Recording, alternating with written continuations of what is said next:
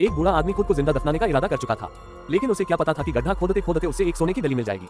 वह हैरानी से आंखें फाड़कर देखने लगा और पागलों की तरह और खुदाई करने लगा। धीरे धीरे उसकी आंखों के सामने और भी ज्यादा सोना निकलने लगा। उसने सपने में भी नहीं सोचा था कि मौत की राह पर चलते हुए उसे एक पूरी की पूरी सोने की खान मिल जाएगी। बूढ़ा आदमी उत्तेजना में अपना मुंह ढक लेता है। उसे डर था कि कहीं उसकी आवाज इस अचानक मिली खुशी को तोड़ न दे।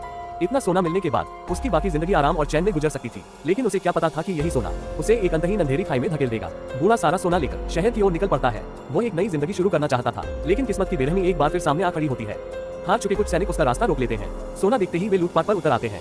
बूढ़ा अंदर ही अंदर गुस्से से भर जाता है, लेकिन इतने सारे सैनिकों के सामने वो चुपचाप सब सहने को मजबूर हो जाता है। मगर उसे यह उम्मीद नहीं थी कि सैनिक इतने निर्दयी होंगे। उन्होंने न सिर्फ उसका सोना छीन लिया, बल्कि उसके प्यारे कुत्ते को भी नहीं छोड़ा। ये देखकर बूढ़े का गुस्सा फूट पड़ता है। जो सैनिक अभी उसका मजाक उड़ा रहे थे, अगले ही पल उनका सिर छलनी हो जाता है। एक और सैनिक संभल भी नहीं पाता और बूढ़ा उसे सीधे कमर में वार कर देता है। शोर सुनते ही बाकी सैनिक मशीन गन लेकर अंधाधुंध फायरिंग करने लगते हैं, लेकिन गोलियां अपने ही साथियों को लगती हैं। कुछ ही पलों में सारे सैनिक मुफ्त की मौत पा लेते हैं। हालांकि कई सैनिक मारे जा चुके थे, लेकिन खतरा अभी टला नहीं था, क्योंकि दूर से टैंकों की गड़गड़ाहट सुनाई देने लगती है। बूढ़ा समझ जाता है कि हालात बिगड़ रहे हैं। वह पूरी ताकत से भागने लगता है।